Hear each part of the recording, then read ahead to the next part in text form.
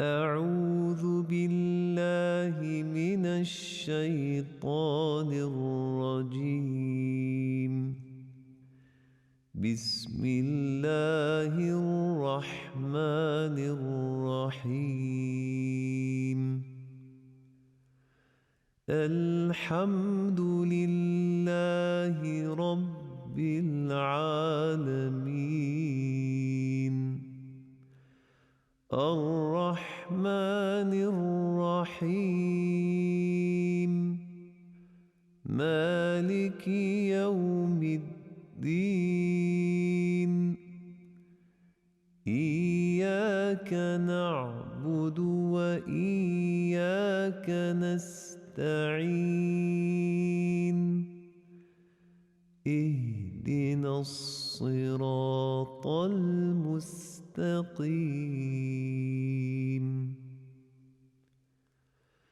صراط الذين أنعمت عليهم غير المغضوب عليهم ولا الضالين.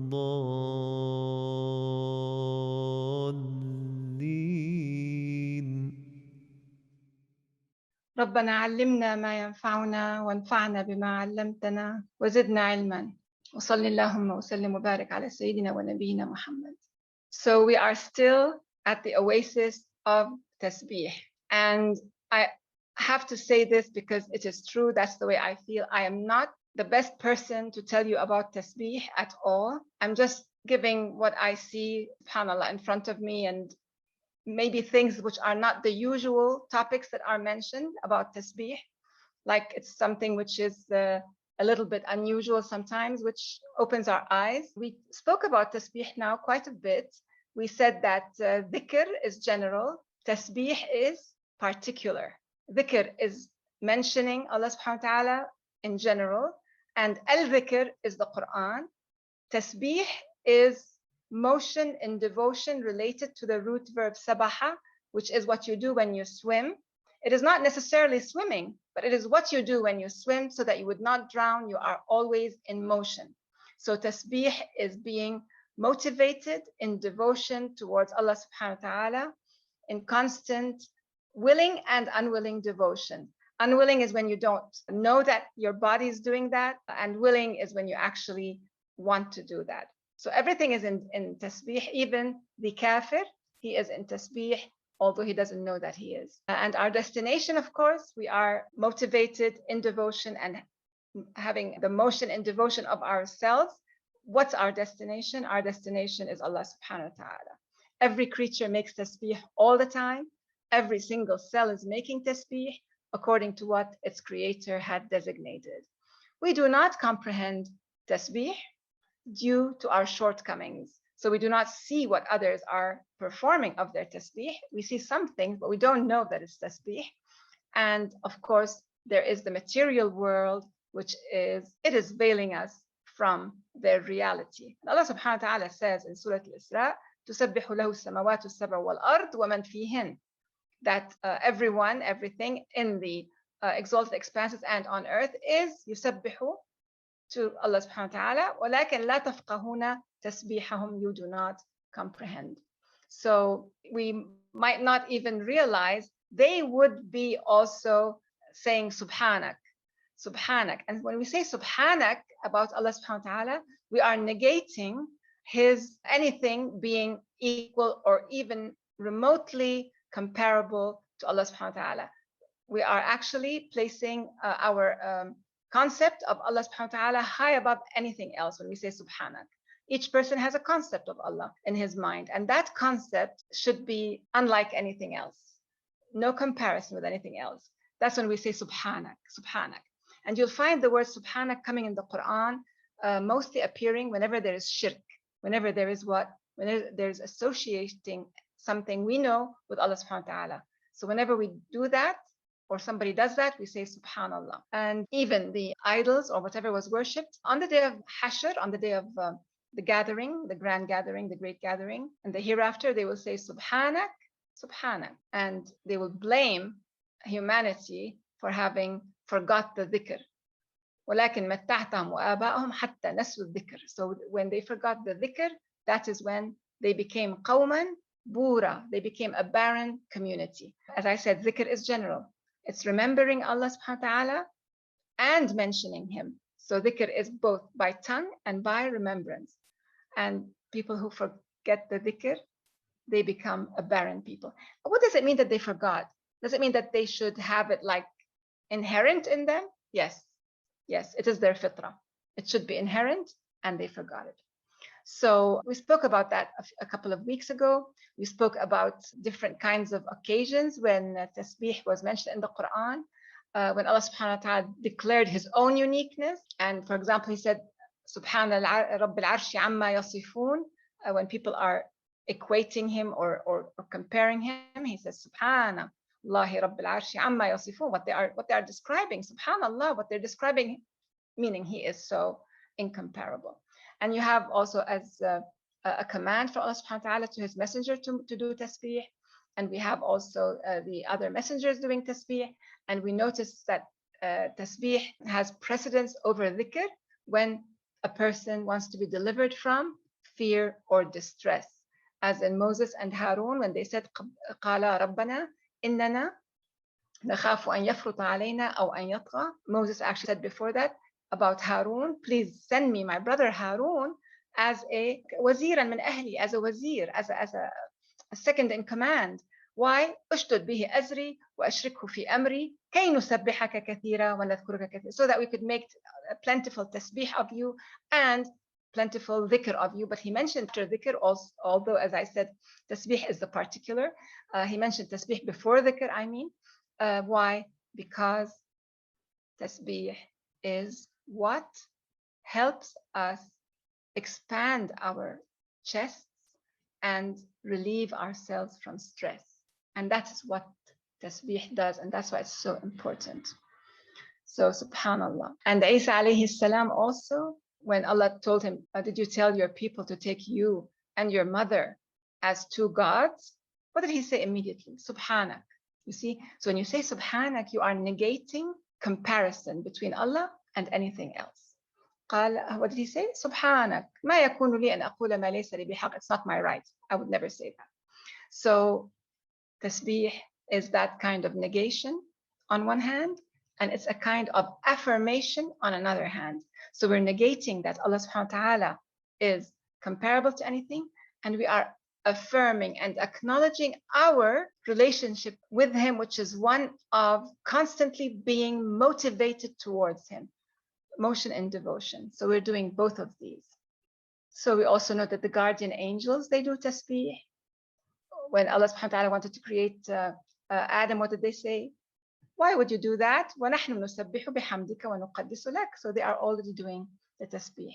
These are basically many occasions in the Quran where the tasbih is mentioned. It's mentioned of the exalted expanses, it's mentioned of the earth, mentioned of the mountains. وَالْجِبَالُ, they used to make tasbih with whom? With Dawood. وَسَخَّرْنَا مَعَ دَاوُودَ الْجِبَالَ يُسَبِّحْنَا وَالطَّيْرِ, and the tayr, of course, and everything that has wings, when it's flying, it's making tasbih. And Allah subhanahu wa ta'ala says, وَالطَّيْرَ صَافَّاتٍ. So even their flight formation is a flight formation of tasbih. So what does our willing tasbih, no, we do it willingly as people who have faith and trust in Allah subhanahu wa ta'ala. So what does our willing tasbih do? We don't realize what it does. One of the things it does do, okay, it's this motion in devotion, is give us energy. And it makes us active sources, or actually reflectors of light, of Allah's light. Allah subhanahu wa ta'ala is Nur al-Samawati wal-Ard, and we are, inshallah, of the Rijal who are in their homes or in their mosques or in their working places, reflecting the light of Allah subhanahu wa ta'ala. Because if you notice, as I said last week, Surah An-Nur, it starts by describing Allahu Nur al-Samawati wal-Ard, that kind of light, and then it goes immediately onward to say that في بيوت أذن الله أن ترفع يذكر فيها اسم الله, and then it speaks about رجال. So the reflection of Allah subhanahu wa ta'ala's light is in what we do to show Allah's light. So, subhanallah, yani, it is really, when you, as we said, qawman bura, a barren community is one that does not reflect Allah's light. And I have to say this, and I'm very unhappy when I say it, but it is the truth, and I have to keep saying it. Hopefully, when I keep repeating it, it will cause change, and I have to say it. We Arabs have no excuse not to understand the Qur'an, not to realize that every single word is there for its specific purpose. There is no word that is there as a synonym to another word. There is no, as we speak in Arabic, we say la hashu. There is no stuffing in Quran. Hashu means unnecessary words. There is no hashu in Quran. Quran, with the words of Allah subhanahu wa ta'ala, each word is there and each word has its weight and its purpose. There is no hashu in Quran. And we Arabs have no excuse not to understand the Quran or to realize the importance of every word. Understanding the language is so important. And I plead with every single one of you, if there's any way that your Arabic can improve, please, please work on that. So I just, just to tell you aside, like a little between brackets, just listen to this. In English, we have the word rain, okay? In Arabic, the word for rain is matar, from which I think the English water came, wallahu alam. So the word for rain is matar, but matar indicates falling rain. Light rain is not called matar. Light rain is called tal. Tal is light rain. Rain that is needed because it brings relief when it arrives, when the heavens open and that kind of rain arrives after a need, it's not called matar. And it's not called tal. Tal is light rain. And it's not called matar. What is it called? It's called ghayth. Ghayth because yughithuna. It actually helps us and delivers us. So it's called ghayth. That's the matar, the rain which relieves us. And then there's the rain which strikes us. And it's a little bit what? Heavy rain. And it's often not very much wished for. And that's called sayb. Why is it called sayb? لأنه يصيبنا. And then there's the heavy rain, which is like a downpour, which is something like what we have in the Amazons, let's say, and that is called wabil. So I'm sure there are more, but these are the ones I gathered just to show you. Matar and tal and ghayth and sayb and wabil, 5 different kinds of rain. And that's Arabic. So in Arabic, you use one word. You don't have to say ghayth is the rain that brings relief. You just say ghayth. That's Arabic. Al-balaghatul ijaz. That's the Quran. The word that's there is the word that's necessary for that meaning. So subhanallah, tasbih is an energy booster, a support when you need the physical support. As we mentioned last week, when the Prophet's daughter, peace upon him, and her husband wanted a helper, and Ali came and said that Fatima needs help, and the Prophet said, make the tasbih. Subhanallah 33 times, Alhamdulillah 33 times, Allahu Akbar 34 times. That is better for you than a servant. Tasbih relieves our burden. And how do we know that? How do we know that tasbih relieves burdens? Because from the Quran, we know that. Now I want to ask you something. No matter how burdened we feel, right? Is our burden in any way, no matter how burdened, is it in any way comparable to the burden of Prophet Muhammad, peace upon him, when he became a messenger? When he was given the wahi, the exclusive information, the wahi from God himself, and was entrusted to deliver it to people who did not want to hear him, and they were unwilling to receive, unwilling to hear, unwilling to listen. So no matter how much burdened we feel we are, it's nothing to compare, nothing to compare. So the Quran gives us an idea. It actually puts us, subhanAllah, at the time of the Prophet, as if we're peeking in upon him and even looking into his heart and seeing how he felt. The Quran does that because who is witness? We are not witnesses, but who is the witness?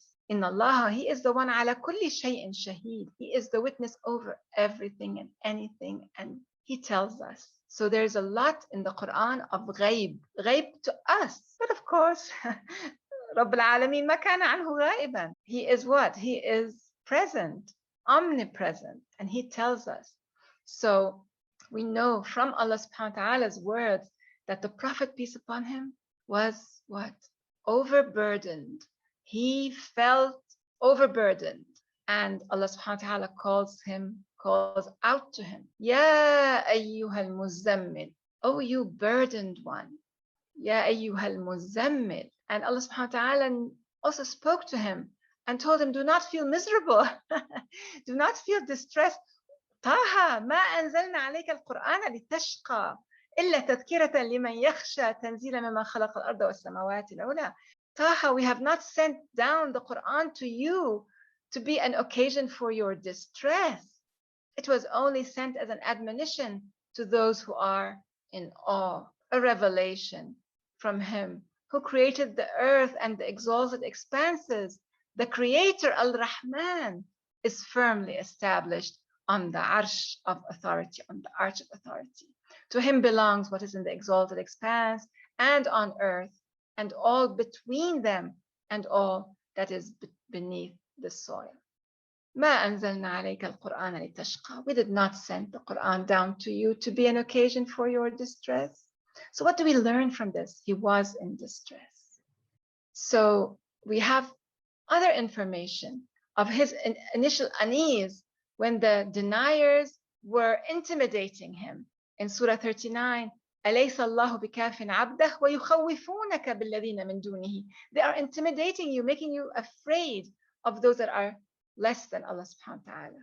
So we have information about the Prophet, peace upon him, when he became a messenger and his feelings. How his chest felt tight because of their allegations. They were lying left and right about him.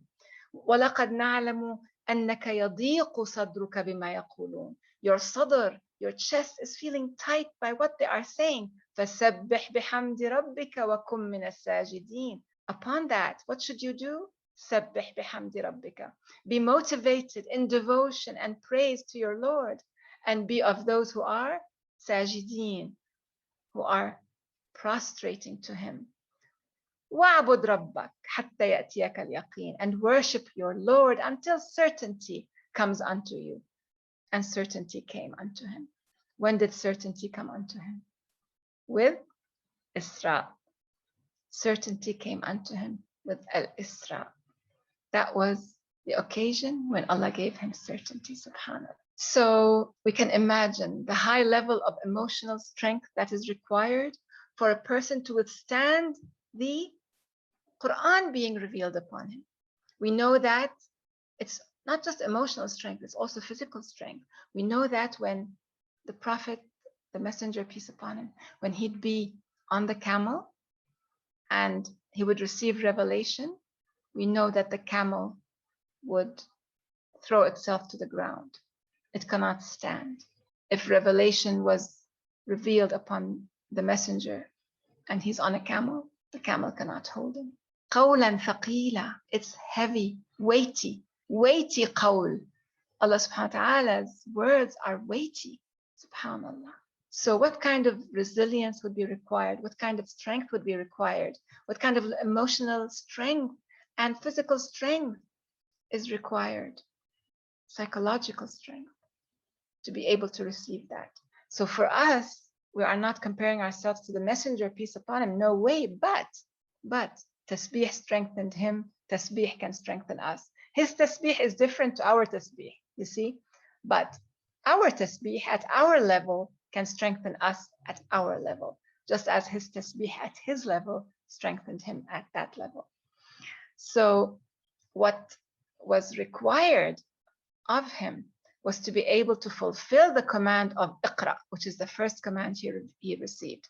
And that's what we need, to also fulfill the command of Iqra upon us, which is a different level, but it is a command that we have to do the Iqra of the Quran. So where would his strength come from? It would come from the tasbih, it would come from the sabr. So perseverance and a resilience go hand in hand. Persevere in patient perseverance. Sabr does not only mean patience, it also means to persevere in what you're doing with patience.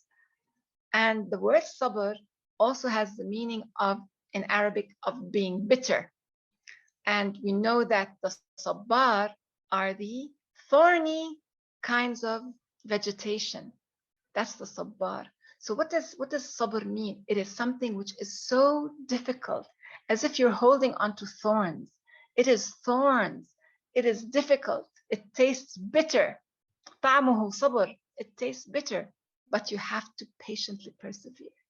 That is sabr. And of course, the Prophet, peace upon him, he was the example of sabr, as were the messengers whom Allah spoke about.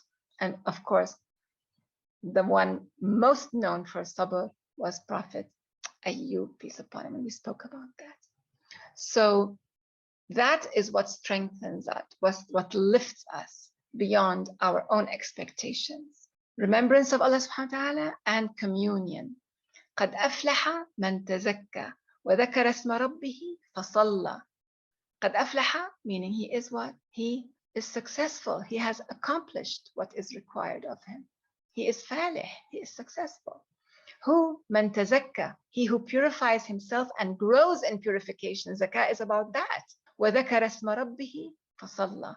And he remembers, is in remembrance of his Lord's name or attribute, and is in communion with him. So these are all what sustain us. And we remember again the surah of Al-Muzzammil, because the Muzzammil started with the title, Ya ayyuhal Muzzammil. Now, it's a little bit strange, but that's what happens. And so they say Al-Muzzammil and Al-Muddathir are the same meaning. But actually they're not, even though they might be explained in the same way or understood in the same way or even used in the same way by Arabs. But these two words are different. One is Muzzammil, one is Muddathir. The Muddathir is somebody who is enwrapped in his dithar. Dithar is a robe. But the Muzzammil is different.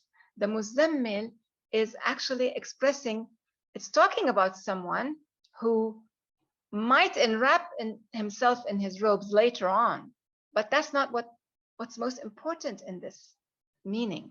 Our lexicon tells us that it is about, and it's very clear.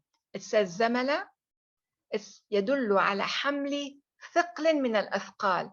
It is descriptive of somebody bearing some kind of weight. So you see, that's the meaning of Muzzammil. So when Allah subhanahu wa ta'ala calls him Ya ayyuhal Muzzammil, he is talking about him bearing weight. He is burdened. He is feeling burdened. The rest of the definition goes on to say that a person is bearing weight so much so that he goes into a corner and wraps himself with his garment. So this is what the Prophet did, peace upon him, in the second surah following Al-Muzzammil, Al-Muddathir, Ya ayyuhal Muddathir. The surah says, Ya ayyuhal Muzzammil, قُمِ اللَّيْلَ إِلَّا قَلِيلًا.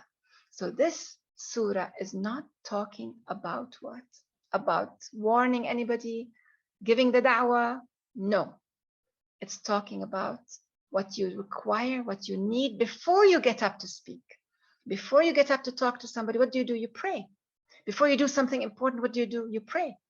So before he is to go out and start warning people and start giving them something that they don't want to hear, what should he be doing? He should be doing qiyamul layl.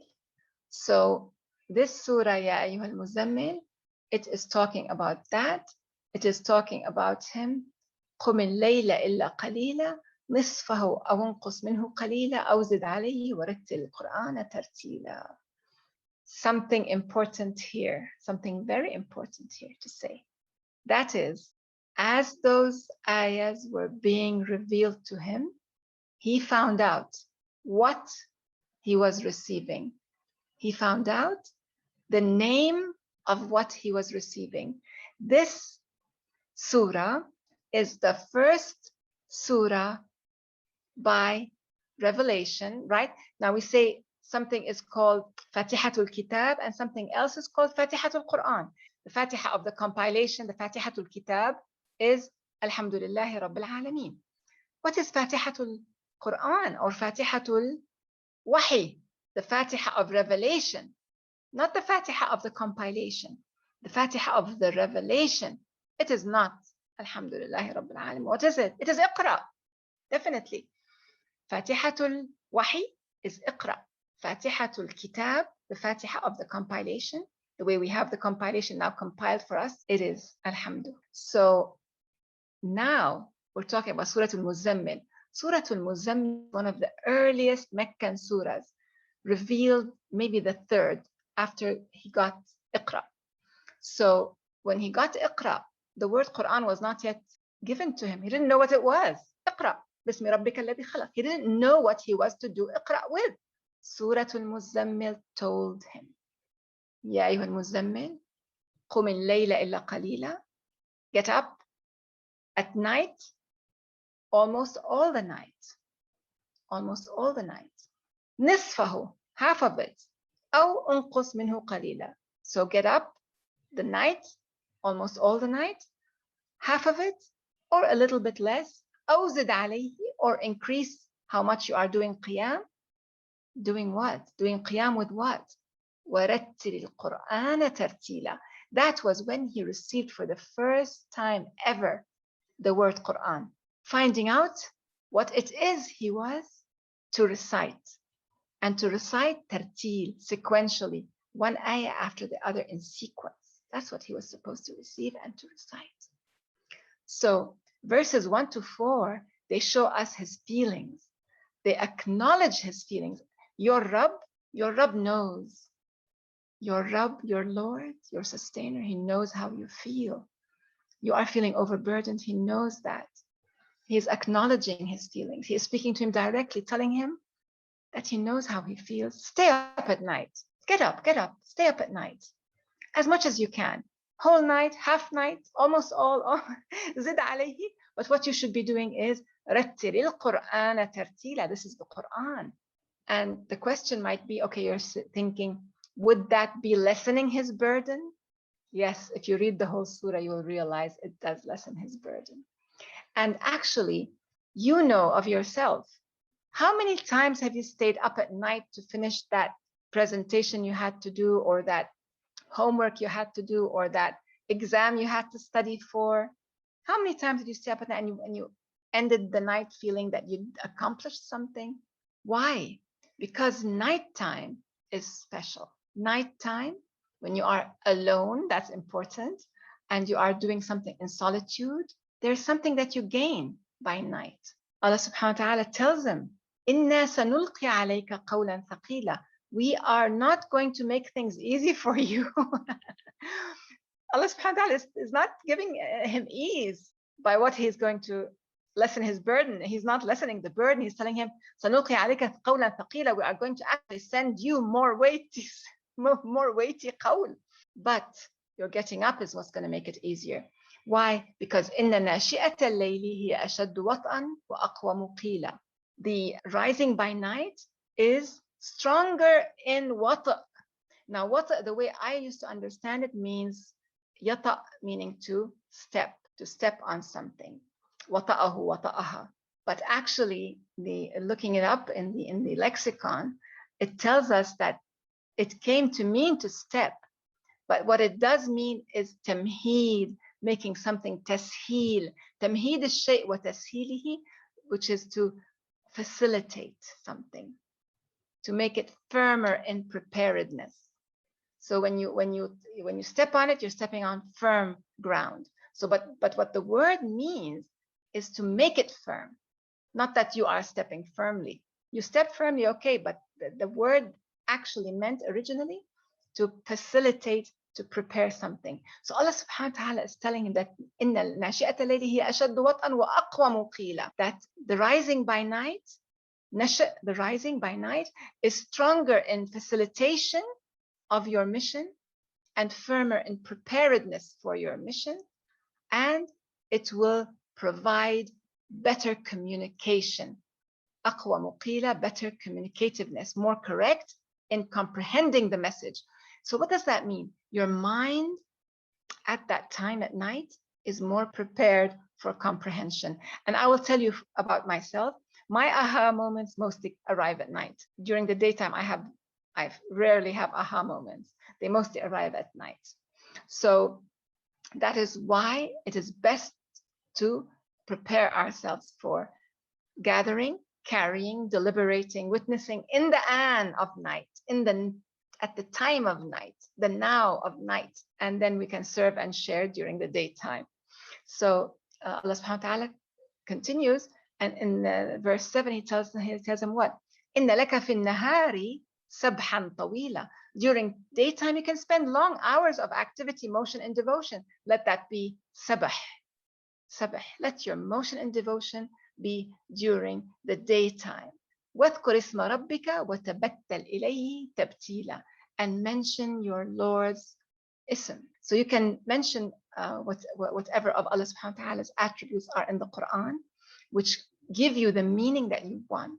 So you could, if you need him as support, you can be mentioning Al-Musta'an as Allah's attribute for that night. So depending on what you need out of Allah subhanahu wa ta'ala, Ar-Rahman, Ar-Rahim, call upon him. Whether you call upon Allah or you call upon Ar-Rahman, lahu al-asma'ul husna. All the beautiful attributes belong to him. So subhanallah, that is at night in solitary devotion. And what does he say? Inna laka fi nahari sabhan tawila, right? واذكر اسم ربك وتبتل إليه تبتيلا. Subhanallah, at the word tabattal. Now, the word tabattal, from that word, I believe, as I said, I have my own theories. From the word batala comes the English word petal. From the word batal comes the English word petal. What is a rose? What is a flower but a circular formation of petal upon petal upon petal upon petal? Subhanallah. So Allah subhanahu wa ta'ala tells him what? وَاذْكُرِ اسْمَ رَبِّكَ. As I said, you ask for Allah by asking him in his name, invoking the name, the attribute which you need, right? At that time, yes, you invoke that attribute and you do tabattul ilayhi tabtila. So what is the meaning of tabattal ilayhi tabtila? It is beseeching him in solitary devotion, like one after the other, after the other, after the other. You are creating a petal upon petal upon petal upon petal of devotion, your own, and you're using that solitary devotion. Now let me tell you one other piece of information here. Now the word tabattul, from that word comes a description of a human. Usually we find it ascribed to Lady Maryam, and she is called Maryam al-Batul. So she had actually in her mihrab. Mihrab is a very secluded little place. So she has been in her mihrab, extracted from everything that distracts her from God. So she's called Maryam al-Batul. Subhanallah, that's a little thing you should just, remember when you hear that. So واذكر اسم ربك وتبتل إليه تبتيلا رب المشرق والمغرب لا إله إلا هو فاتخذه وكيلا. He is the Lord over what? The rising and the setting. It doesn't say the rising sun and the setting sun. It doesn't say the east or the west. Mashriq means the place of rising. Maghrib means the place of setting. Allahu A'lam what we are talking about here. The rising of what? The setting of what? I leave it open because Allah left it open. La ilaha illahu fattakhidhu wakila. Take him as your source of dependability, your wakil, your trustee. And I'm not going to talk about here at-tawakkul. I'm going to leave that to our oasis. But I just like to show you that there is a similarity between this surah and Surah Al-Insan, Surah 76, which says, إِنَّا نَحْنُ نَزَّلْنَا عَلَيْكَ الْقُرْآنَ تَنزِيلًا. It's a Meccan surah which tells him the word Qur'an. It shows him that it's what has been descended upon him. فَاصْبِرْ لِحُكْمِ رَبِّكَ. Here we have the word sabr again. Be patiently persevering. And then it says, وَاذْكُرِ اسْمَ رَبِّكَ بُكْرَةً وَأَصِيلًا. So you have to remember and bring to remembrance Allah's attribute. بكرة وأصيلا, morning and evening. ومن الليل, see now here, فاسجد له, at night. What do you do? At part of the night. See, من الليل فاسجد له, min means part of the night. فاسجد له وسبحه. Oh, so ومن الليل فاسجد له. So you don't do the sujood all night, you do it part of the night. But سبحه ليلا طويلا, but spend the long night in tasbih.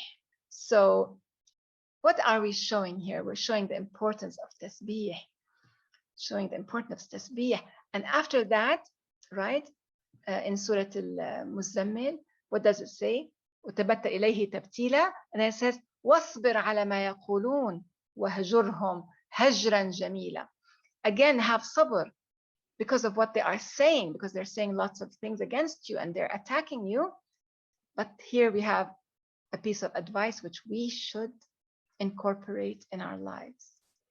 When we have people who are against us, even if they're not talking against us, even if they're just behaving against us, like we have so many cases now, we look around us, we find ourselves being what? Feeling alienated. What are those people doing? Misguiding our children. They are doing this in the schools. They're doing this in the places of work. What are they doing? What does Allah subhanahu wa ta'ala say here that we should do? Wasbir. First of all, we'd be up at night doing all of that, which Allah subhanahu wa ta'ala told the Prophet to do, because the messenger to do, because that would be strengthening us, right? Doing the qiyam, doing the tasbih, all of that, the dhikr at night. And during the day, we would be doing what? Sabr, okay? Because of what they're saying or doing, which is against our beliefs, against our sense of morality, against our standards, against our accountability, our deen. Okay, so we do the sabr and we do something else. What does the ayah say?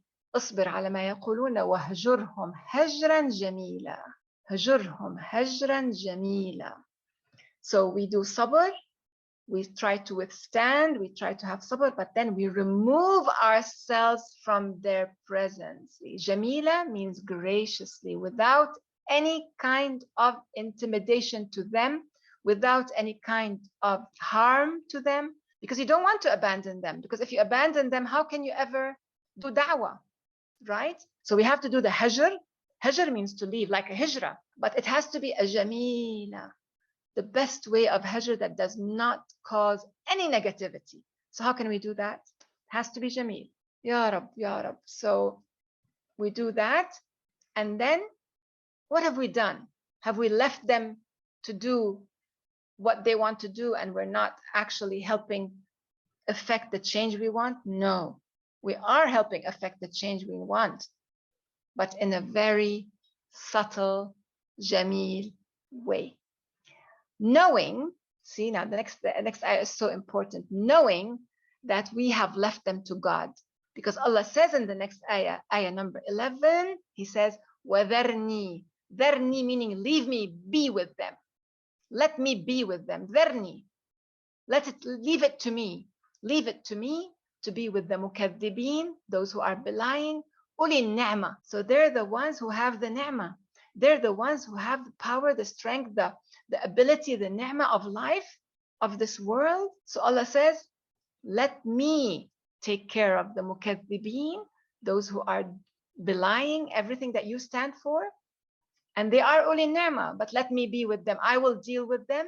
وَمَهِّلْهُمْ قَلِيلًا. It's a very threatening statement. Those who have the material abundance.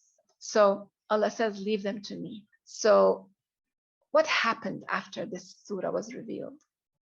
Quite a while after this surah was revealed, quite a while, we're talking 10 years.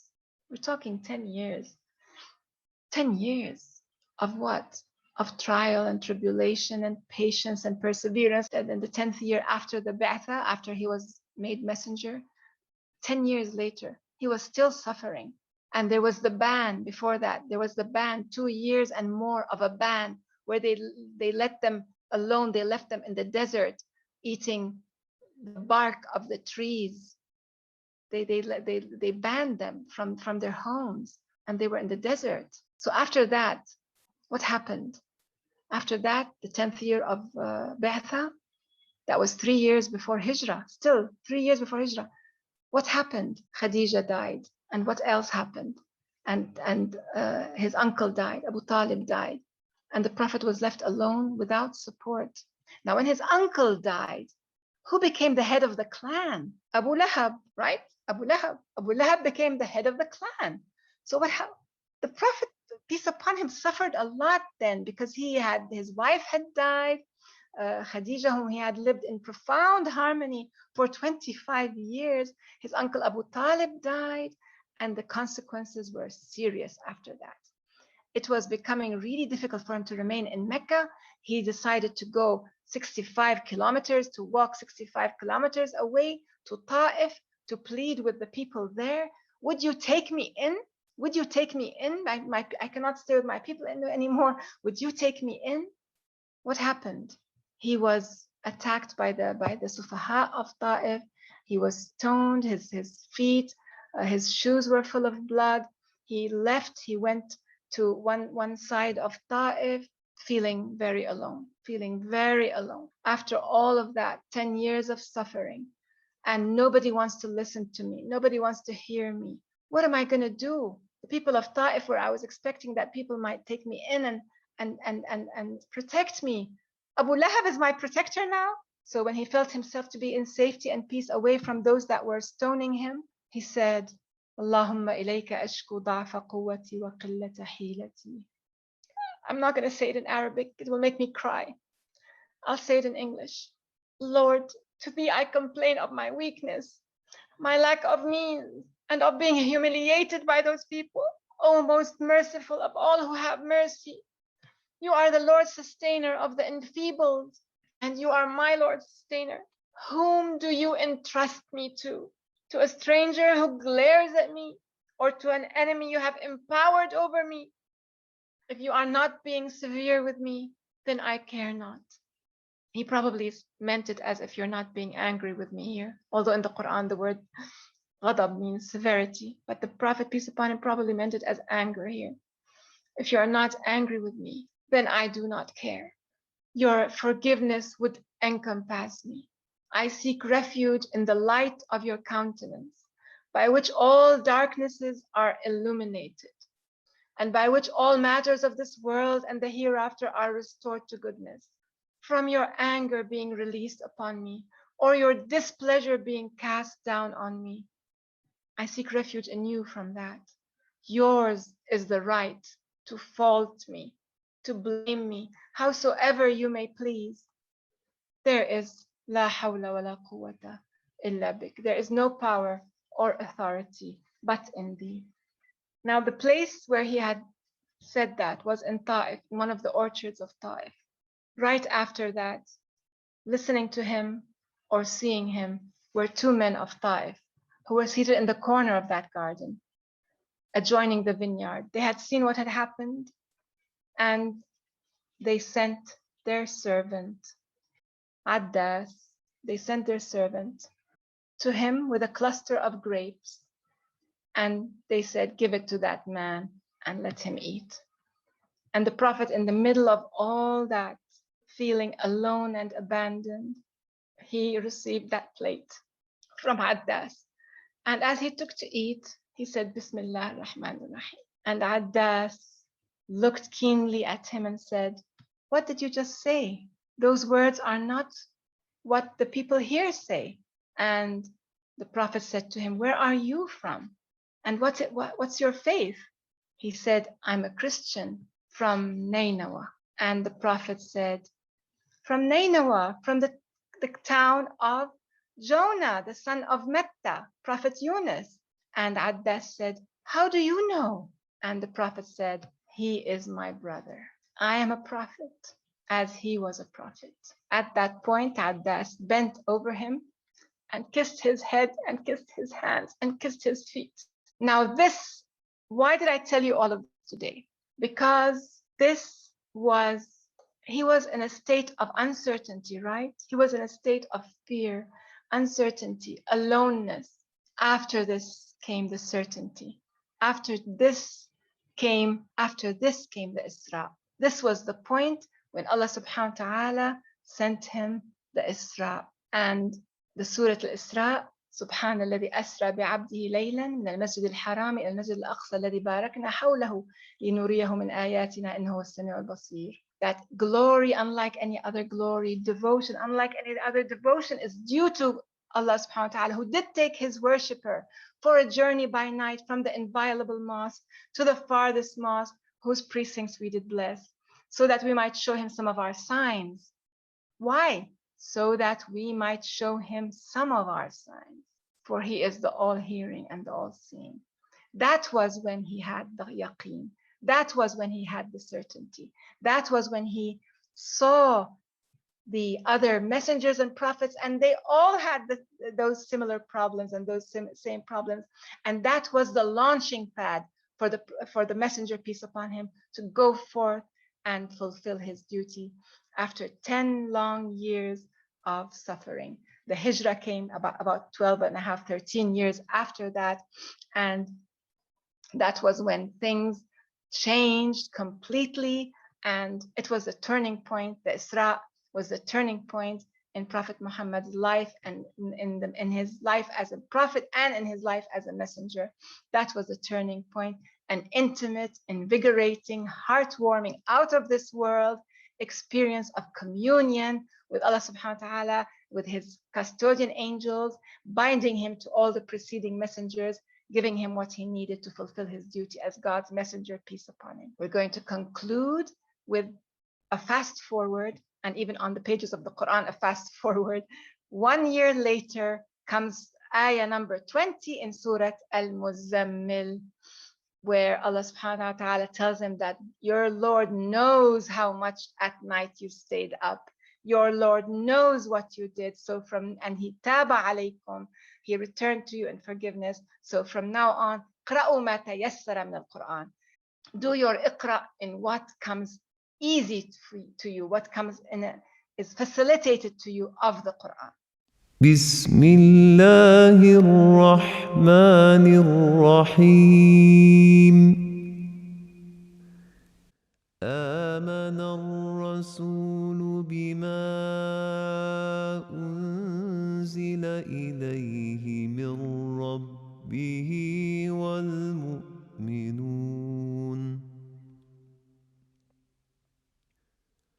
كل آمن بالله وملائكته وكتبه ورسله لا نفرق بين أحد من رسله وقالوا سمعنا وأطعنا غفرانك ربنا وإليك المصير لا يكلف الله نفسا إلا وسعها لها ما كسبت وعليها ما اكتسبت ربنا لا تؤاخذنا إن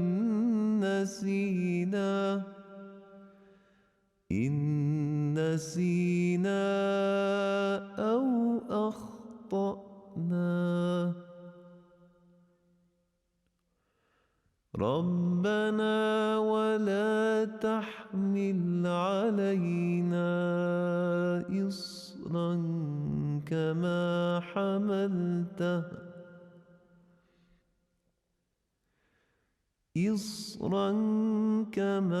حملته على الذين من قبلنا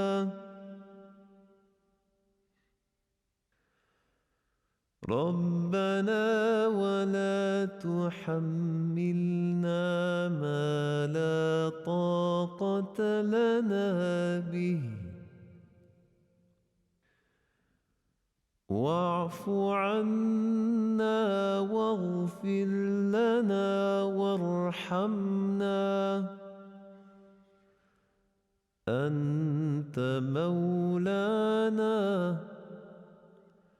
أنت مولانا فانصرنا على القوم الكافرين